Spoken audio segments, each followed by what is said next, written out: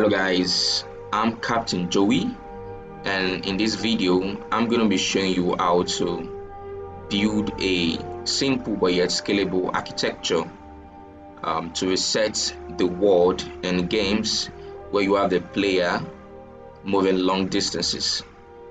So resetting the world is a way we use to one of the ways we use to combat the weird glitch you may get when the player is far away from the world origin point, when objects in the world are far away from the world origin point. So you begin to see objects glitching. So one of the ways we used to combat that is by resetting the world while keeping relative position of other objects constant. So in this I'm going to be showing you how to build this video. I'm going to show you how to build a simple and scalable architecture to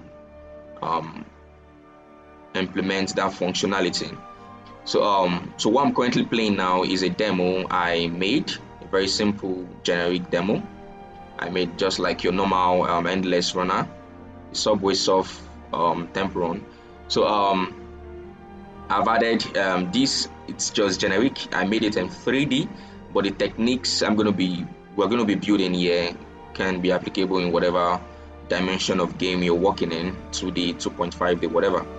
So I just had to make it in 3D to accommodate everyone. So but first of all, I'm going to be showing you how this works already, the resetting of the world. So I'm going to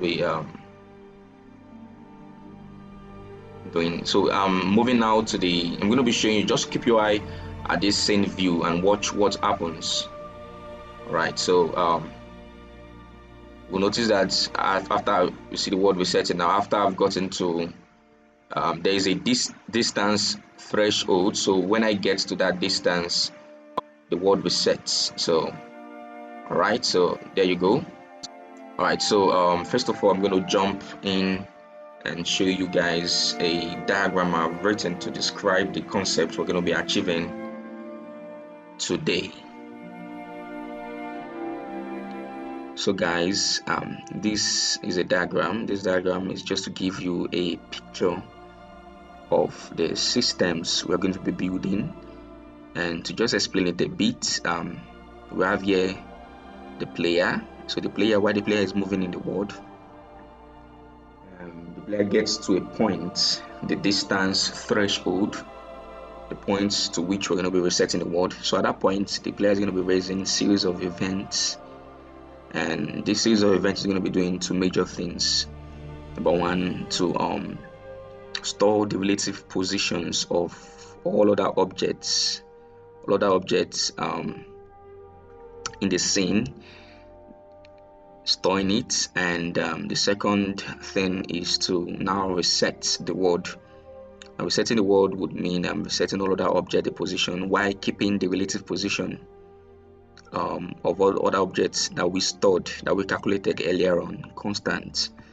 So moving to this level right here, this level is just representing the four objects right here, just representing all other objects in the scene. So this will include the camera, the obstacles, the track, the floor where the box is moving on, and yeah, everything else in the scene just apart from the player.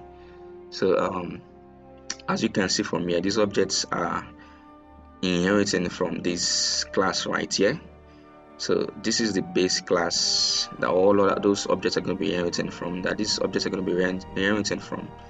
this base class is going to be an abstract class interacting with the game manager and a scriptable object. So this abstract base class is going to be having some virtual functions that will be overridden by these guys right here. So those functions overridden at this point would be what will be subscribed to this event. So basically this is just what is going on. It's just based on the observer pattern. So I know it may not really make sense to you at this point. So as we begin to write the code and build the systems, hopefully to make more sense. So let's just jump into Unity and create and start creating the systems. All right. So guys, back to Unity. This is the game at its very fundamental state. So right now we don't have the world reset currently, so the PizzaBox is just gonna keep on going. Just gonna keep on going. And you're watching the scene. It's gonna keep on going until we get so far away from the origin point and you begin to see those weird glitches. A floating point, position error. So alright, so let's begin implementing the systems. So the first thing I'm going to be building now is the scriptable object now. I'm going to be creating a scriptable object, call it the scene manager SO. So what this scriptable object is going to be holding is it from the scriptable objects. So the scriptable object is going to be holding, what is going to be holding is a dictionary. So just stay with me here. If I can type it correctly. So this dictionary is going to be having the key being an integer and then storing it with that a vector 3. So we just call this dictionary the catch distances. Right, so the new dictionary. All right, that's basically the variable we're going to be working with. So this is what is going to be the dictionary right here is what is going to be holding the distances you store before you reset the word. All right, so now we'll create one of the functions, called store distance to store the distance in that dictionary. So this is going to be taking in an integer called key and a vector 3 called distance. And what this just simply does is just to call catch distance, and yeah, you add whatever we're getting from that. So the key and the distance. Alright, cool. The next function we're going to be making is a return distance. So keep in mind that we're making this function within the scriptable object. So if you're not familiar with the scriptable object, or you just know the scriptable object as a data holder, well, you can make functions in it and manipulate your data within the scriptable object. It's a very useful thing in Unity. All right, so return distance. So you're just going to be taking in here the key, the integer. So for defensive program, we're going to be checking if this key if they are catch distance, because actually we want to return the distance based on the key we send. We're going to be checking if our catch distance, if the key exists in our catched distance, so if contains key, before we do anything, just for defensive programming. So all right, so then we return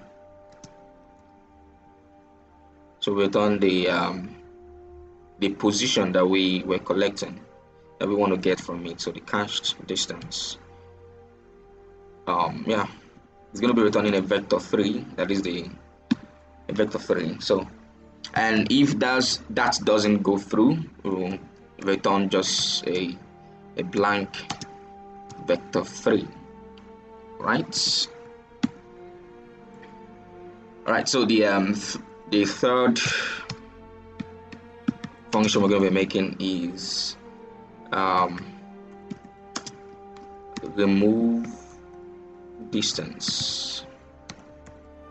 So if we want to maybe updates, even maybe before, for example, maybe before we do the, before we call the, before we reset the world, and you have an object destroyed, so you want to remove it from the cached distance, because you know all other objects are going to be registering their position on start. So when you destroy an object before the world is reset, you want to remove it from the cached distance, and you know, from the stored distance. So yeah, so this is just going to check again if cached distance contains key. Yeah, we're going to be passing in the key, sorry. All right, so just check if this contains the key before we do anything. All right, so since this is a one-line function, so there's no need for the block, the curly braces block. So we just remove the key. Yeah, very simple.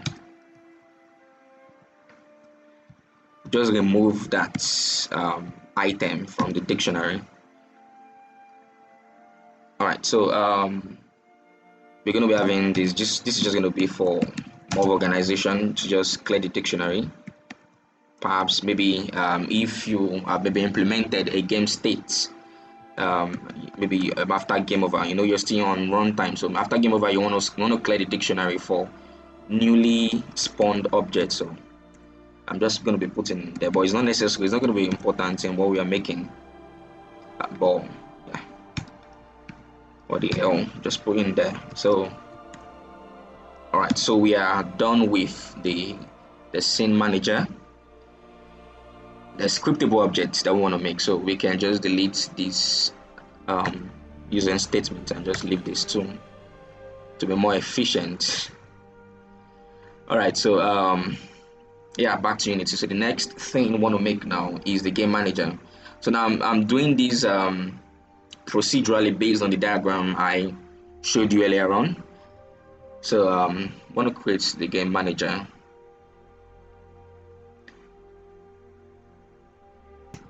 So Unity automatically assign a different icon to the game manager, to a game manager script, a script named game manager.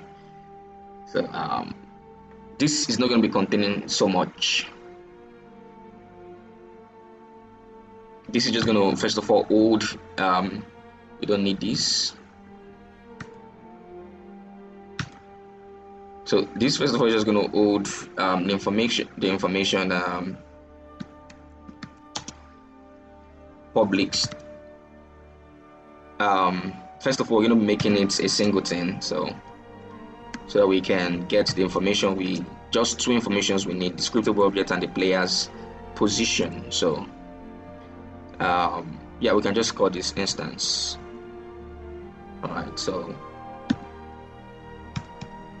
I'm not really a fan of singleton, but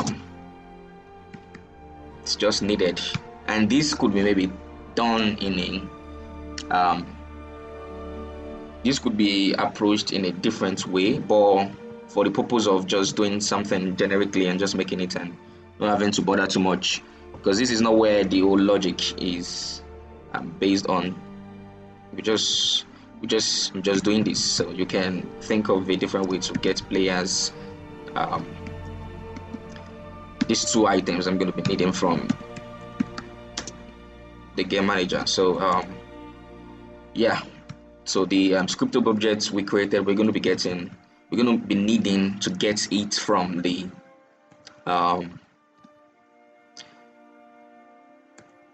game manager. So we just call that scene manager. All right, so on our wake, we just want to set our instance to the instance equals to this. That is that static class, just to make sure that when we are calling this, we're always calling this particular class itself. All right, so yeah, so this is just the only two things. This right here, they are just the only two things we'll need to get from the that the scene object class we're going to be creating next would need to get from the game manager. So All right, because the scene object class is an abstract class, so it's not going to be sitting on any object in the scene. So all right, so now there's something else I need to do in this scene manager that we created earlier on, and which is to make it add the attributes create assets, so that we can be able to create a particular asset that we're going to be feeding into the scene manager. So so create asset menu, just call it whatever name we want, so we can just call it scene manager SO, and file name unnecessary ball, new scene manager SO. Alright, so this just allows us to be able to create an asset of these scriptable objects in the now folder. Alright, so that's basically that about that. And now let's go back to Unity. So let's currently, okay, we're done. So what we have done so far, we can just come here. So that is what the essence of creating that, the create asset menu. So this is the menu then we set there, and when we click on that, we can just create scene manager. All right, so this is what the essence of the attribute. So you can create an asset of your scriptable objects. All right, so now we would create an empty game object called the game manager. Reset this. So all right, so we would add the component game manager. Good. Then we're going to be now feeding in the assets we just created, the scriptable objects, and also the pizza the player actually. So right, so the next thing that we're going to be creating now is the scene object now. So the scene object that will be used to, that all other objects apart from the player would be inheriting from. So back to the script. So we create a scene object class. All right, so open up in Visual Studio. All right, so this scene object, like I said, is going to be an abstract class. We don't need these two functions, two namespaces over there. Delete this. Yeah, it's going to be an abstract class and inheriting from the mono behavior, but it's not going to be sitting on any object in the scene. So the reason why we needed to inherit from the mono behavior is that scene objects apart from the player that are going to be inheriting this scene object class are going to be sitting in the scene, so they will obviously need a reference to the mono behavior to be able to perform some of the functions. So they'll be getting it from there. It's like they are deriving mono behavior from the class they are deriving from. So yeah, all right, so just add this keyword right here, abstract. So now this is where we're going to be creating two major functions right here. So the first one is going to be to store the distance. So these are going to be the virtual functions that all other inheriting objects will need to override. So it's virtual. The virtualness allows me to be able to write code at this abstract level, at this base class. So I'll be able to write code that would be implemented. So all right, so let me just proceed in writing the code. I don't want to waste too much time, so we'll just call it stored distance.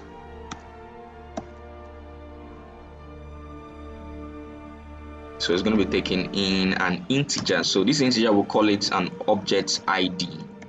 So this object ID is going to be unique to the different objects that are going to be inheriting. So I'm going to talk more on that later when we get to all other objects inheriting this. All right, so make this small letter. All right, so this is one of the major thing here, the major brain here. So to just, we're going to be checking if this transform, because you may be inheriting the class and not, you may be implementing the function and not maybe doing anything. So just to check if this transform is not equal to null, the position we are feeding in is not equal to null. So before doing anything further, all right, so so right here now, this is where we're going to be. This is the brain, this is actual the actual brain of the thing that's going to make this whole system possible, the whole resetting of the world possible. So the first thing we're going to be doing is going to be doing it component by component. So what we want to do is that we want to store the relative position of individual objects that are going to be inheriting this class. Now the relative position would mean the position of where the object is before the reset to where the player is. You understand? That's, we're going to be subtracting the player's position from these objects that's going to be inheriting it. So all right, so yeah, so the first thing we want to do, we'll just take we'll call it a new x position. So that transform we're going to be passing in. Don't worry, just watch, everything's going to make sense. So trans dot position x. So the only thing that may not need to get any relative position to is only our x axis. So where whatever position is at the x axis may not need. But for the rest, we have the z changing, we have the z changing, and we have the y changing, because I added a kind of height variation now to the game. So we are not just moving forward, we're also moving downwards. You get my point? So we also need to get the relative position. Yeah. All right, so we'll create the new y. So this will be the transform dot position dot y, that's trans we're getting in, minus, now so this is where we needed that this is where we're going to be needing the player's position. So then dot transform dot position dot y. All right, so what I would like to do here now is I would like to, so let's just put it between this here. So due to the fact that I would like to maintain some precision in the difference. So Unity sometimes Unity actually would when you are maybe carrying out some mathematical operations on float value, Unity automatically approximates or round off some of those values. So if you don't want that to happen and maybe you need more precision, you can from here put to string and maybe show the format to which you want your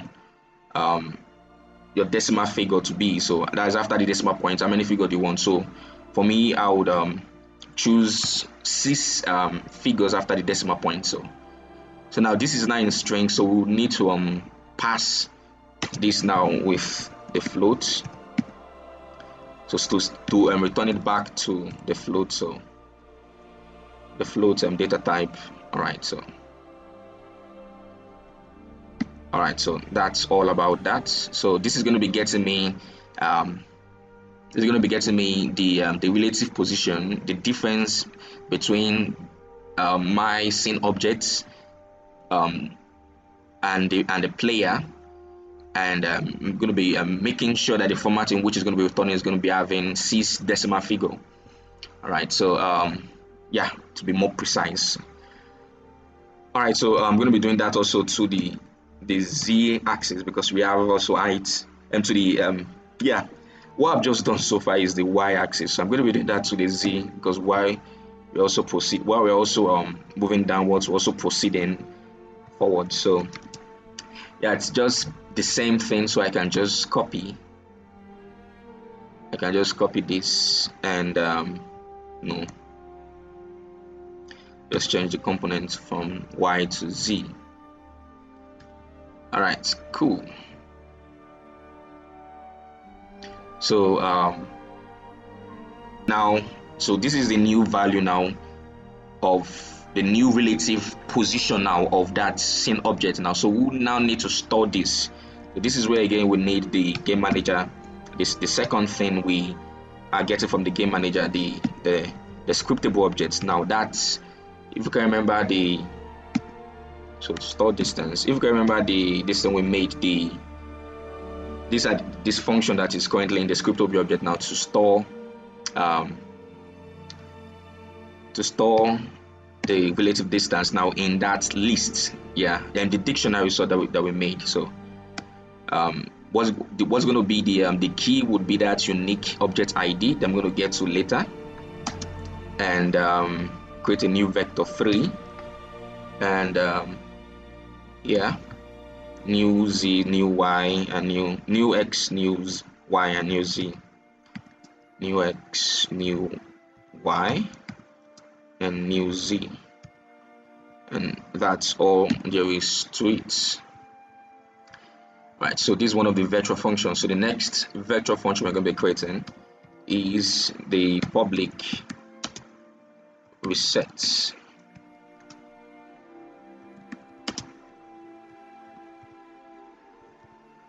So when this has been, when the event, let me not get too ahead of myself, so let me just continue. All right, so we set the position. So we're going to be needing the object ID also to retrieve the position we have just stored earlier on. Yeah, retrieving the position and setting it to the transform, since we're doing it in the void. Right, so we are going to first of all be retrieving the distance based on the object ID, the unique object ID we're going to be providing from the dictionary. We're going to be retrieving that distance we store. Yeah, we're going to be needing that scriptable object again now from the game manager we created. Yeah, the scene manager. Remember, the scene manager is just a variable that is of type that's scriptable objects. All right, so now we'll call the return distance that we set. Remember what we set.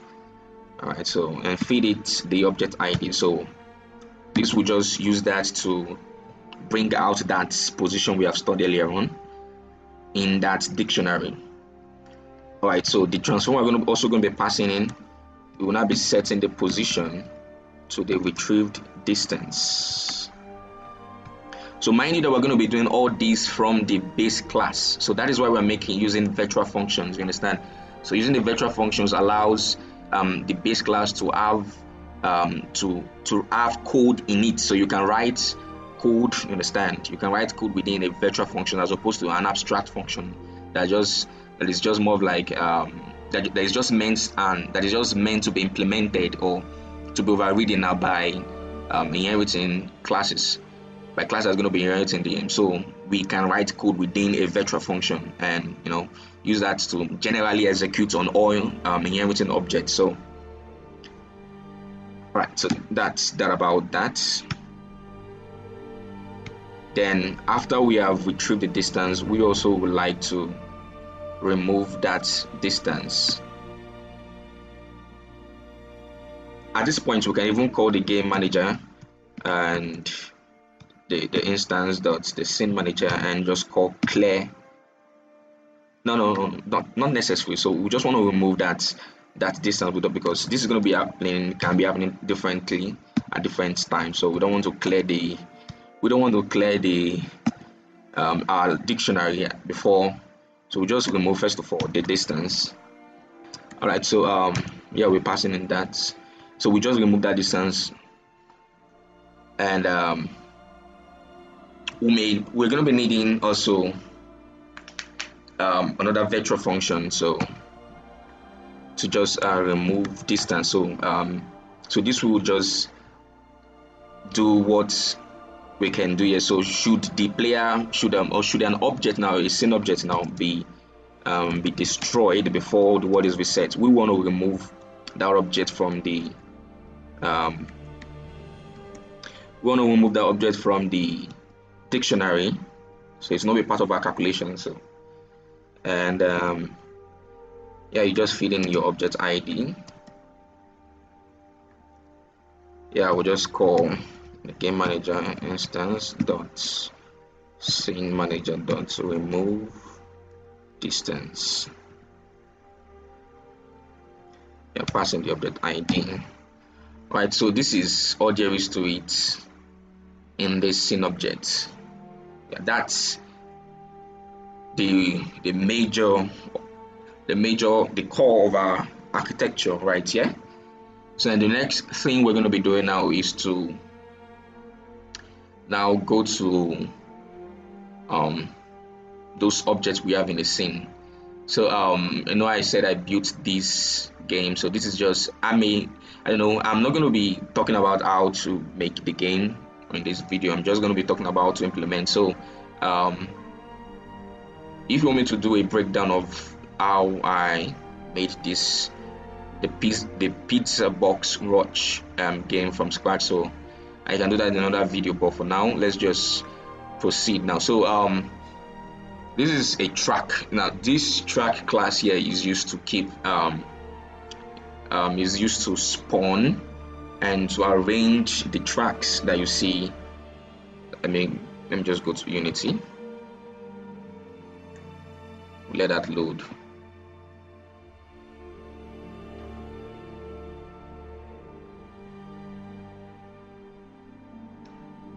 Alright, so we have several tracks that have been spawned and been arranged. So that is what that class is. You can see it's of the type track. That is what that class is doing. So we want to make this track now.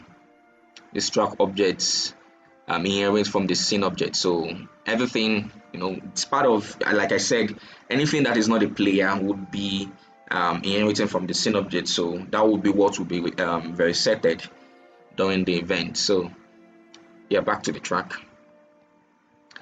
So what we're going to do here now is just to remove the mono behavior and just call scene objects. All right, so what that will give us now is that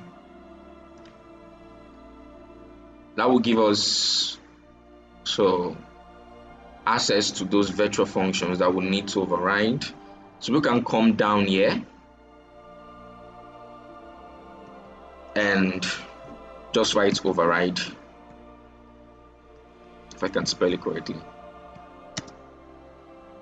And first of all, we would override the stored distance that we set there, and automatically it creates this this base function. So what this base function does is that in this overriding version of that virtual function we declared in the base class, we also want to call the implementation, that is the code. Where is it? Okay, this is the scene object. Move it to this point. So we want to call the code that we have written here. You understand? So we are not going to be writing our own code. We're just going to be calling that code. And what we're going to be doing now is now to pass our own information now to that to this code, this logic that has been written here. So the information we're going to be passing now is our own object ID, the unique object ID. Now based on this track, every instantiated object is going to be having its own unique ID. So we need a unique ID for every spawned object and the transform. So that's what we're going to be doing. So it's just we're just tricking this. We're not going to be writing our own. There's nothing we're going to be overriding here than just calling what I've written already in the base class. So we're going to be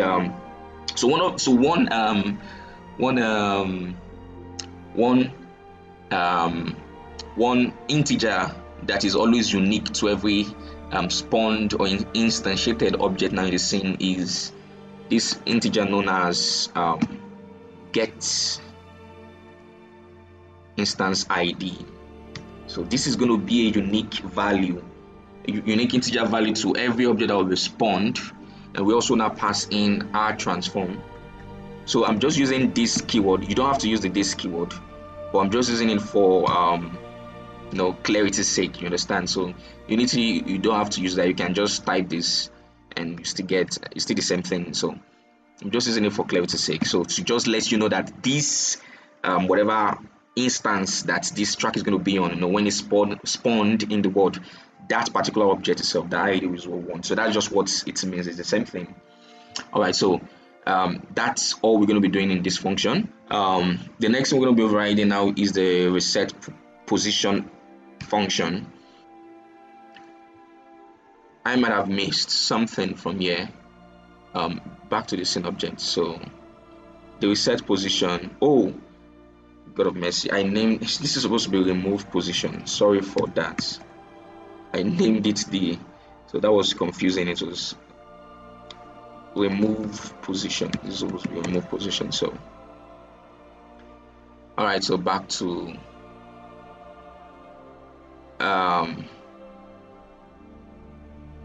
so we can just delete this and call the override again.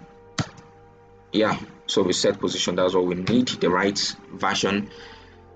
Yeah, just as we did here, we're going to be passing in our own instance, our own that's get instance ID, as I've explained before, and our own transform.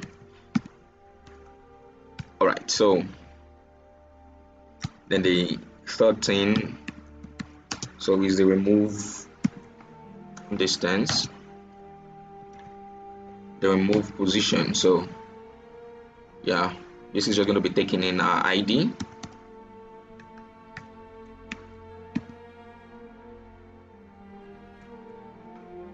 Get instance ID.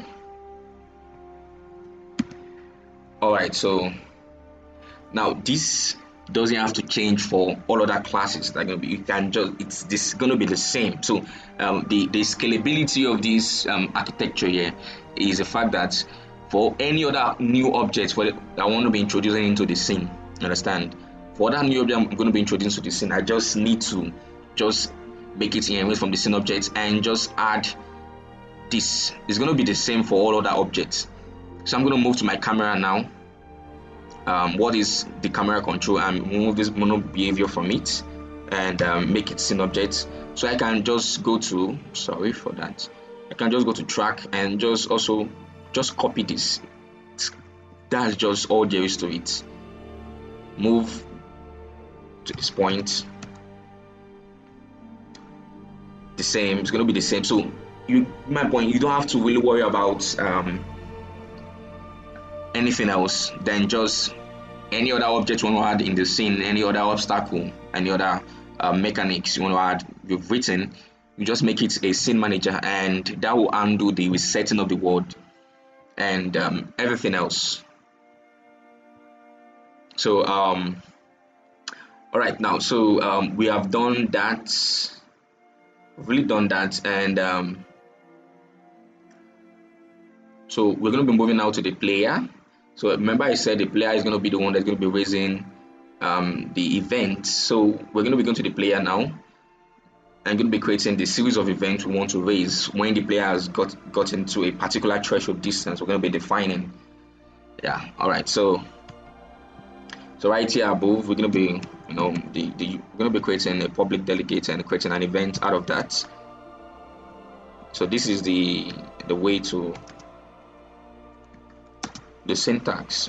So the first event is going to be to save the word. I'm just going to call it to save word action, saved word, or saved word, save word action. So saved word action.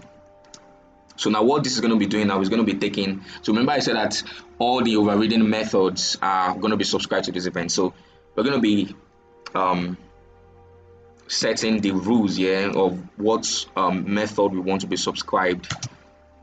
So this is going to be of a type integer. We'll just call it object ID, and going to be having a transform. Yeah, so this is just the guidelines we want to follow.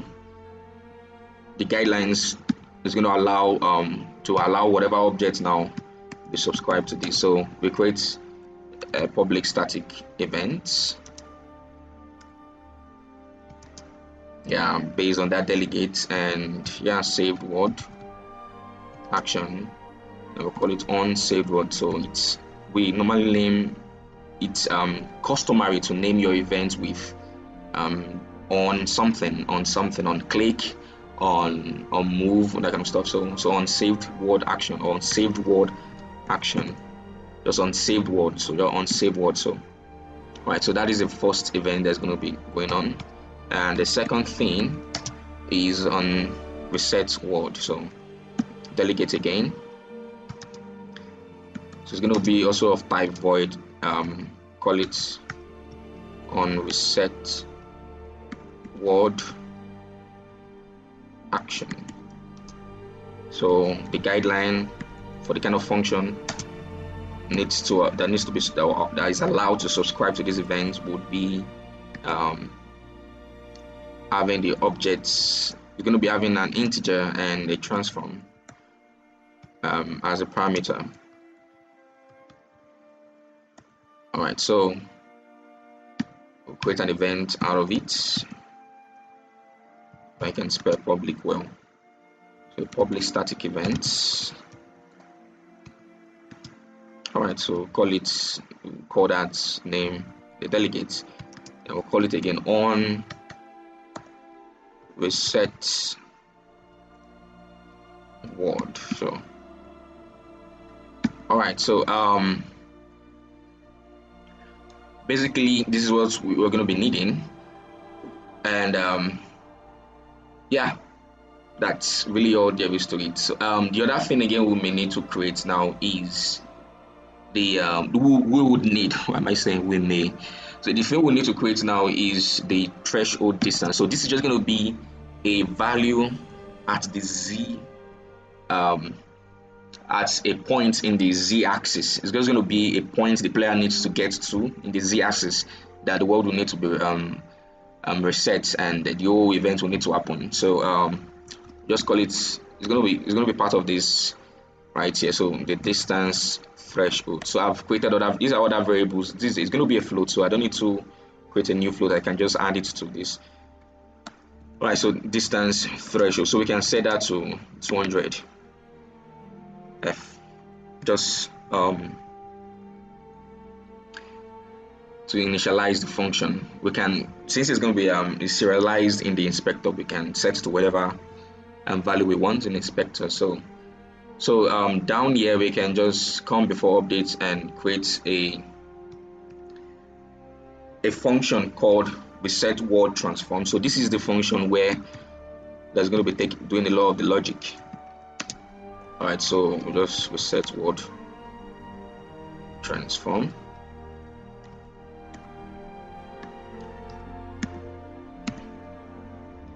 It's going to be a void function. So it's not going to be doing much. So this is what we're going to be checking. If the transform that is of this player now, the position dot z now, if that is greater than or equal to that distance threshold. So if that has happened now, so now what we're going to be doing here now is, number one, we're going to be saving. We're going to call that save event. We're going to raise that save event, save all relative distance of all other objects.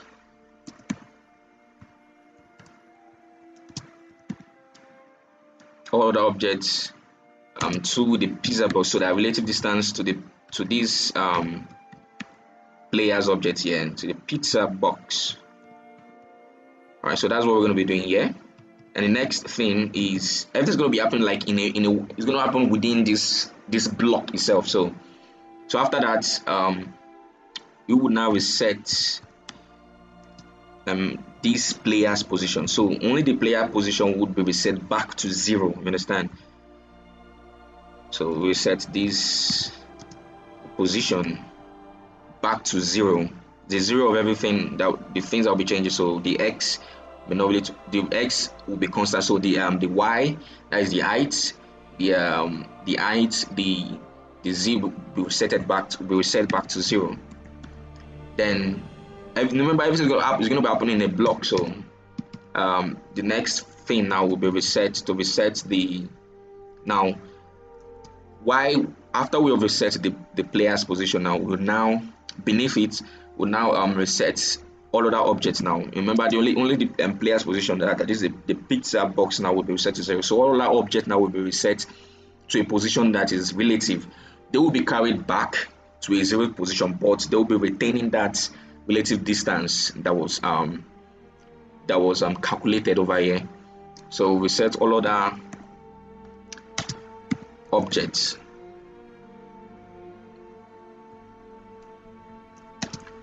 y keeping their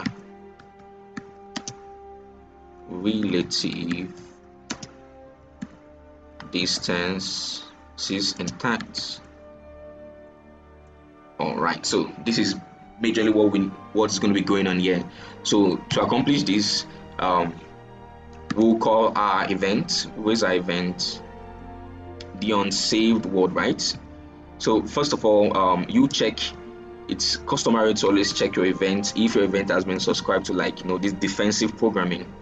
So you check if it's not null, that if it's not having no subscribed function to it before you raise any event. So before you do any, so then after that, then we just call the event unsaved word.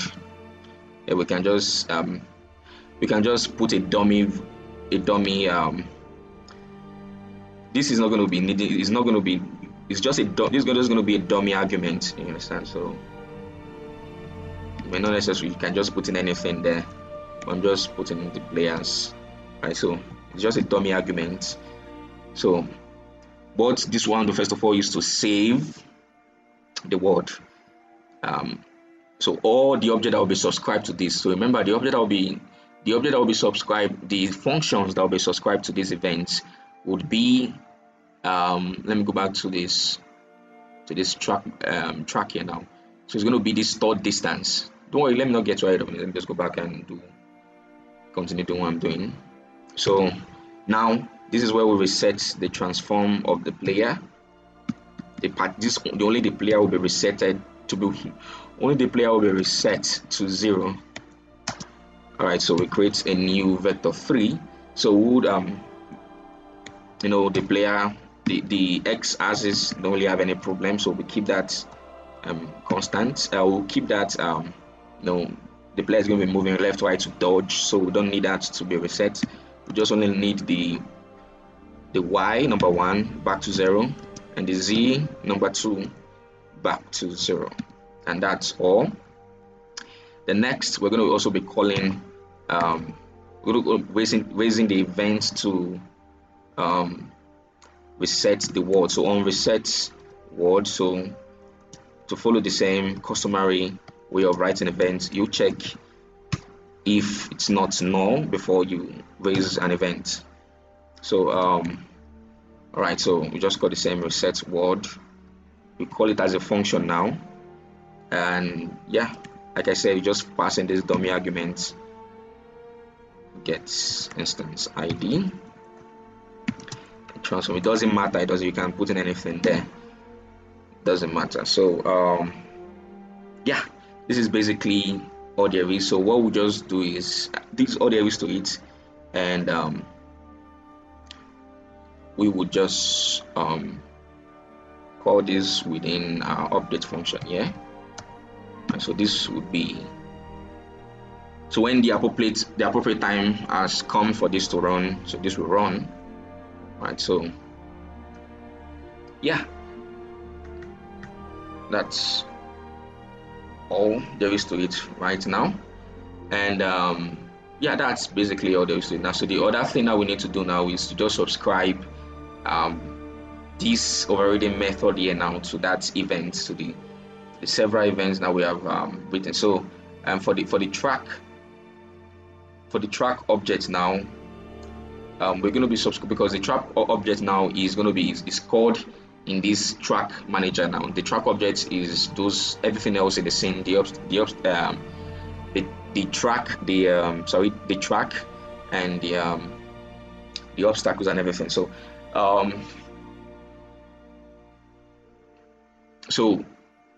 what we need to do now, based on the way I designed the game, we have a setup. Everything's going to the spawning of this track is being handled by this track manager. So setup is always called first of all. So this is where we need to subscribe that function, the overriding function, out to the event. So first of all, we call on saved word. Right, see if I can type it well. So on saved word plus, what am I doing? Then remember our function. So stored distance. That's all. Then also the reset. We're subscribing this function now. So what am I doing? On reset word plus distance. All right. So that's all there is to it. So now the other thing we will need to do in this class now is to also create an onRegister object, because I said the spawning and the destruction of this track is handled by the track manager. So we need to create a public function to onRegister. So when a track now that is spawned ahead, when the player has gone past a track, based on the game now, everything is handled within a queue. So it will be dequeued and be destroyed. So we can keep on, understand? So yeah, it's just a way of updating and arranging the track. So we will need to, before a track is being destroyed, we would need to unregister it from the unsubscribe it now from the events we have subscribed it to earlier on when we set it up before spawning. So just call it on register object. So it's going to be public. There's going to be code from the track manager. So we can just copy this. Right here. Let's bring it down here and change this from plus to minus. So that is just the way of, that's how you unsubscribe. That's how you unsubscribe a function from events. Okay, so what is this line?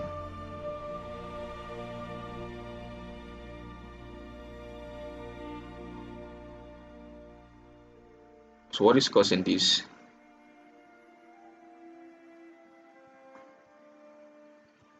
I must have missed something. All right, let me go to, okay, I know something is missing, a semicolon, or I mistakenly deleted something, didn't I? Oh, I added this already at this point, so delete that. Sorry. All right, so that's all there is to it. And yeah, so from the track manager now, so the first thing we want to do now is while we are setting it up at this point here, where we have the setup. So the setup, if you go to track manager now, you will see that this is called, this is a function to arrange the track. So this is what spawns the track in the world. So after the track has been spawned, so we set it up immediately before we position it, and in that setup, it will include the subscription of the of these overriding functions now to that event. So yeah, so the other thing that we need to now add now is to update when we are updating the track now. So this is where we destroy the track, that is after the player's position has exceeded a span distance. So we have based on the way I designed the game, so we have a span distance that is updating. So once the player has passed, it's just like once the player has moved past a position now, so those tracks that are behind needs to be destroyed, dequeued, then destroyed. So just right before we dequeue it, right before we destroy it, just after dequeuing it, we'll just call this old track. So since this is of type track, and we'll just call on register object. So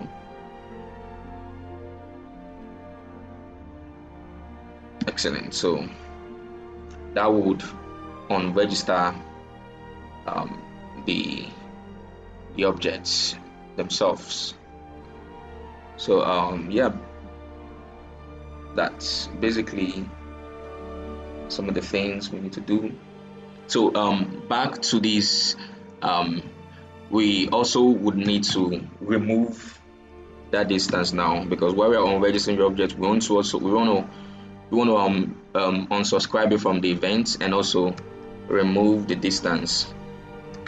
All right, so I can come down right here and just call this remove distance.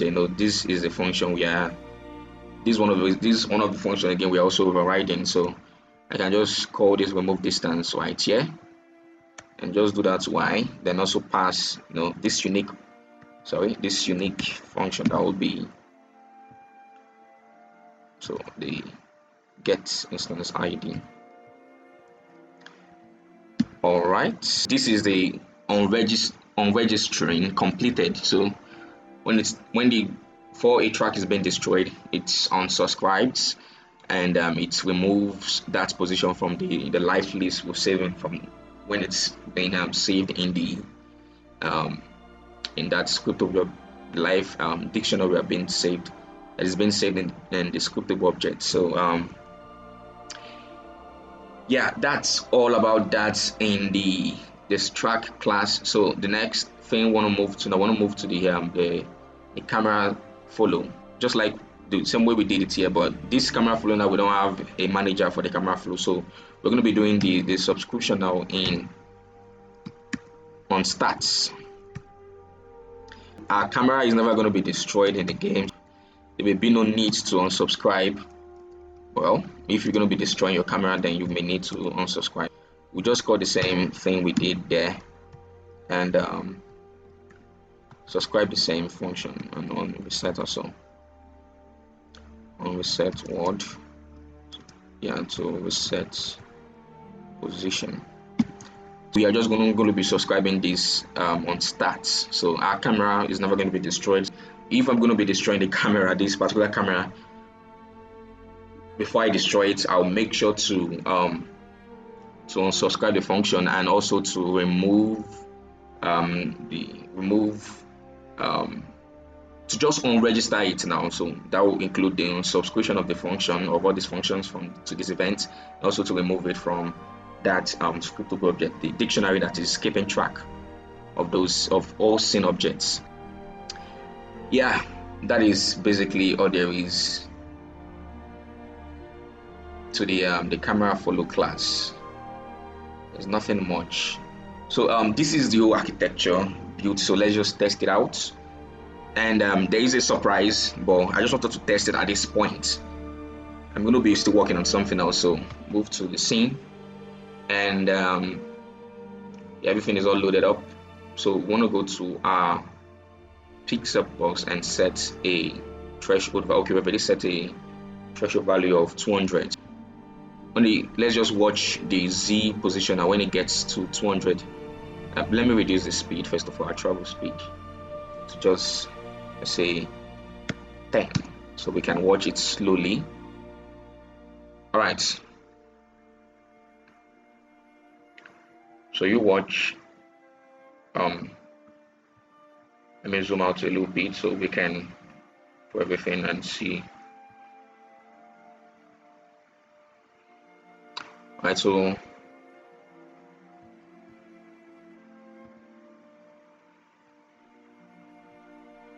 watch this path. Watch this path. Did you see what happened? So the word is reset, but did you notice what happened? The word is actually reset, but our our track object is not continued. So one thing I actually purposely left that out. The thing is, what I just want to let you know is that when you're also developing your game, you also have to take into consideration, in this track manager now, we have this track manager, and this track manager is used to keep track of the way objects are being spawned. So we have variables here that also needs to be reset when we are also doing that reset itself. So we need to go back, these are keeping track of those distance. So when you have gotten to a part in the world before you reset, so all these must have been updated. So you also need to reset, and I'll call it reset the variables. So we need to create a function now to reset a variable. That is what we need to do right here. So based on the way I made my games, I will create a function. I'll call it reset variables.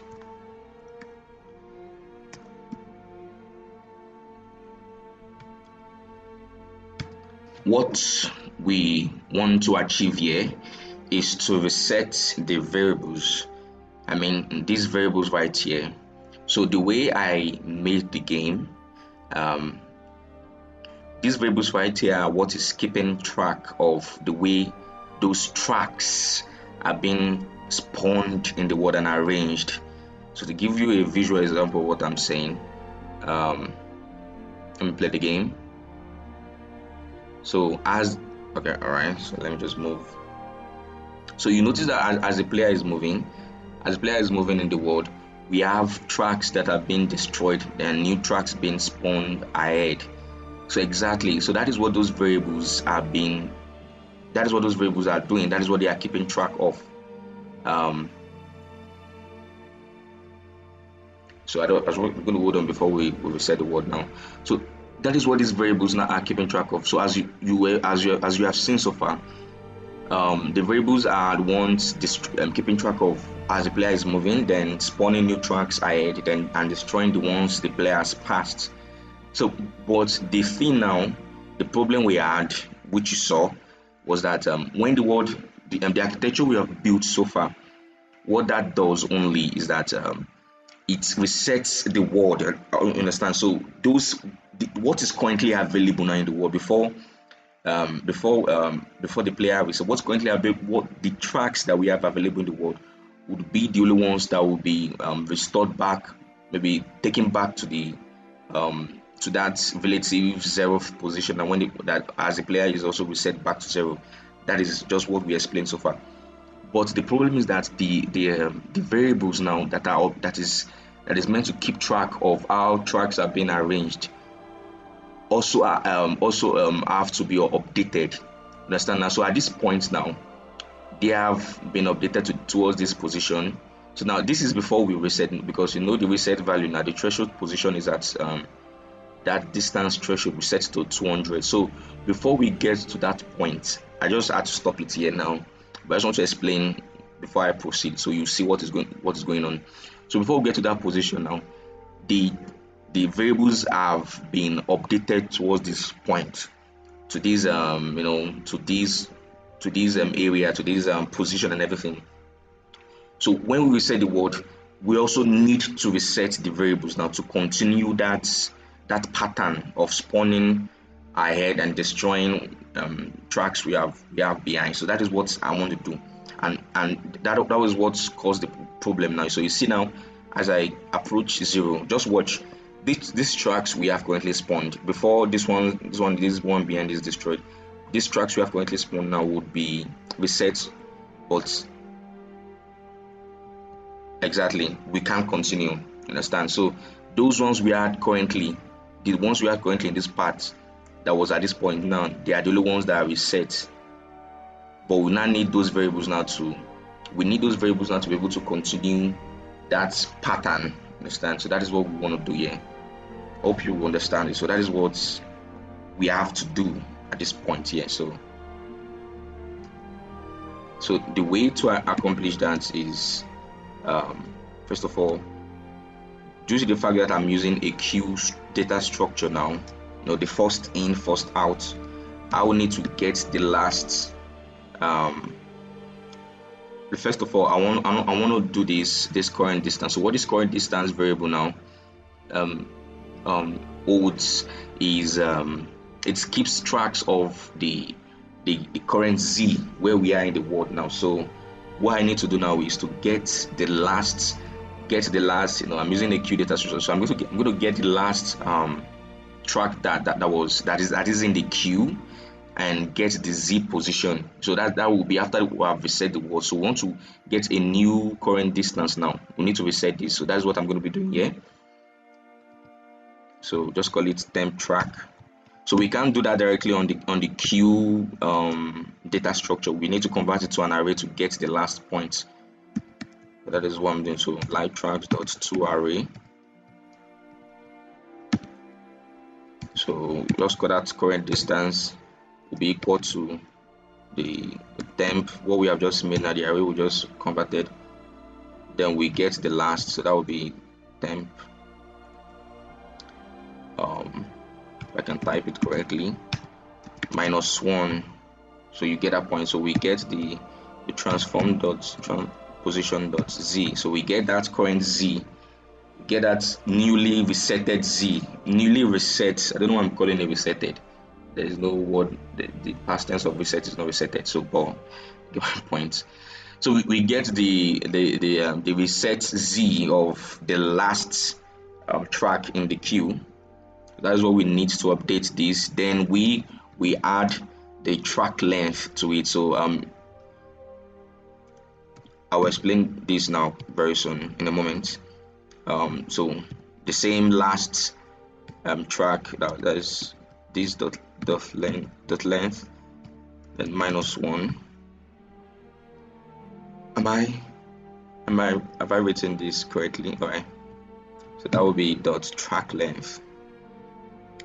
So what this track length is, so at this track class here now, we have I created a struct to keep in properties, to hold properties of different tracks. So because of we can have varying length of tracks, so we also need, we are going to be getting that z position, then we're going to be adding that to the track length. So that will be our new current distance. That's the new current, that is what this variable is holding. So that will be the new place to spawn a new track in the z position. So that, I don't know if you get my point now. The last track in the queue plus the track length, that particular track's length. So the reason to add that struct here in this class here to keep to hold the properties now, so we can have varying length of track, depending on the game. But in this game, everything all the tracks here are the same. So this is it here, right here. In my game, they are all the same length, but this is just proper programming way, so we can have different length and everything. So, but I still need to do that. So in case you are going to be having different length of track, you say that you adjust that, and everything will properly adjust. So back to our track manager, you get the point now. So the next thing to do now is to reset this counter back to 1. The way we initialize it at this point, we set it back to 1. Then also this span distance. What this span distance keeps track of is what this does is just to update the player's position and use that to destroy the old tracks. So as the player has moved, understand, this is what just makes the player destroy old tracks. This is what just give us the opportunity to destroy old tracks. So if a track is if a track is less than the span distance, so we label that as an old track, then we can destroy it and spawn a track ahead. So that's just what this is doing. So we need to also reset that. Then the other thing again that we need to reset is this downward distance, dd. So that is this here. So we can reset this, it can be reset back to 0. The reason being is that before this is measuring, this is what this is holding is the y, that is the height variation. In the game now we have different height variation now, so the player can be going down at a different z and everything. So but when only the player, according to what we set, only the player is being reset back to a 0th y and a 0th z. The rest are getting are going to be getting the relative point, the relative distance that they were before reset. So that is why it's the rest of the world now may not necessarily be at the same 0th y, because this this world reset is something that's going to be happening once. You understand? It's going to be happening at once. So at that point, the player may have jumped. You understand? We have the jump button. So the player may have jumped up before that reset. At that point, that reset is happening. So it may give a varying z value. You understand? So what we just need to do is just what I'm just explaining, that the thing we just need to do, instead of returning this back to 0, is just to get the same thing we did here. It's just to get that last track in the queue. So that is what we need to get to this point. You understand? So this is what's going to give. This is what keeps updating the new y value we need to. So we just need to get that last point. That is just what I'm explaining here. I don't know. That's just what I've been explaining so far. So it's just the same thing we did here. We can just copy this. Just copy this. So we are getting the last y. That will be y now. That is all we are doing to this variable. So this right here will reset everything, as you will see now. So that's all about everything. All right. So now what we'll need to do at this point now is we'll go back to our PizzaBox and create we'll create another event. So we'll create another event at this point.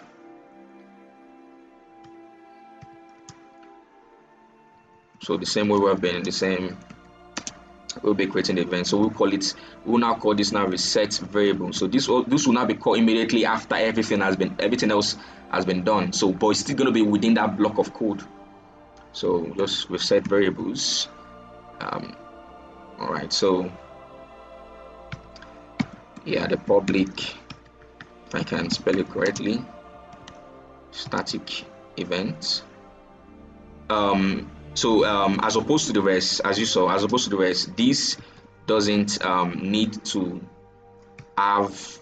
This just does not need all these already. So we're just resetting the variable. So we're not doing the whole overriding function stuff. This is a different event that also needs to be reset. So that is why there is no parameter. It's just going to be of type void without any parameter. All right. So so reset variable, then we'll now call on reset variables. On reset variables, following the conventional way of naming events. All right, so we're going to be calling this now back to where we are doing the reset transform. So we can just write another comment right here. Just write reset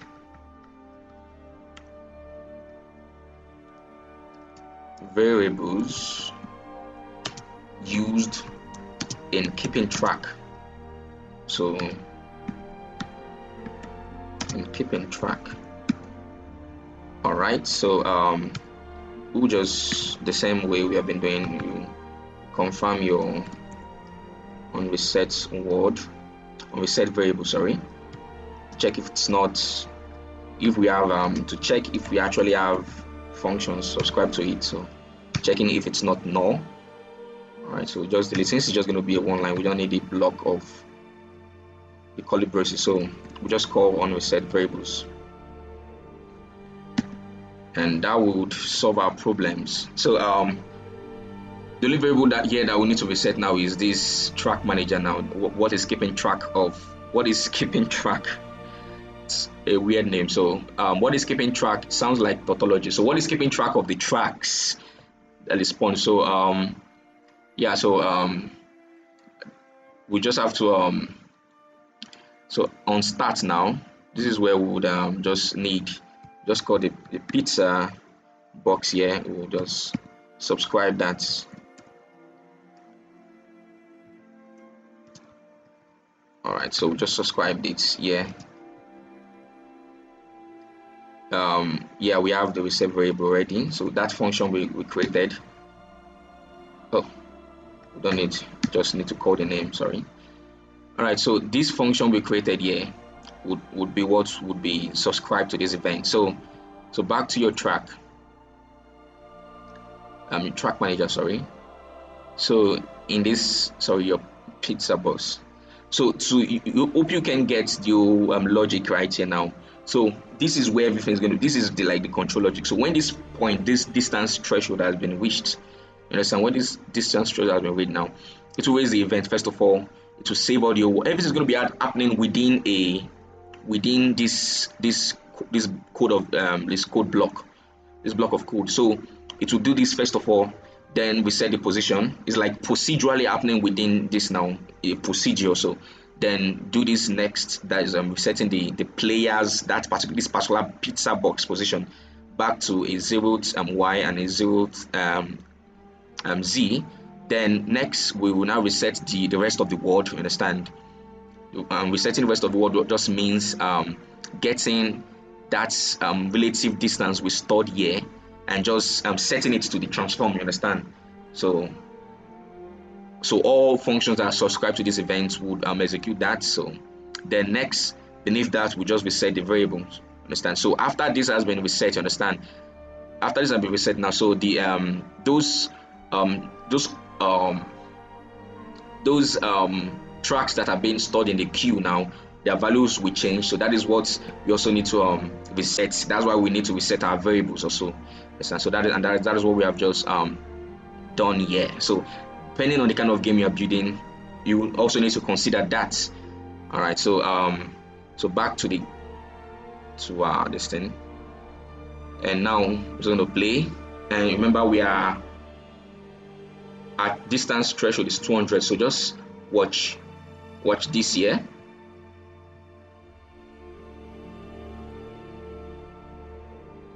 I reduced the speed of the travel distance speed, but yeah, so we're almost getting to 200. So you can see everything now is properly reset. Exactly. So we're back. Did you see that? Are you keeping your eye on at this point? Keep your eye at this point, and also watch the scene. So you see everything is resetting. So we get to 200 and what is reset seamlessly. All right, so that's everything about the game. The title of the game, it was just something that I just came up with. Everything I built here is just based on Unity's primitive model, the 3D cube, sphere, and yeah, that's basically everything I use. I just combine them differently to just make something worthwhile. So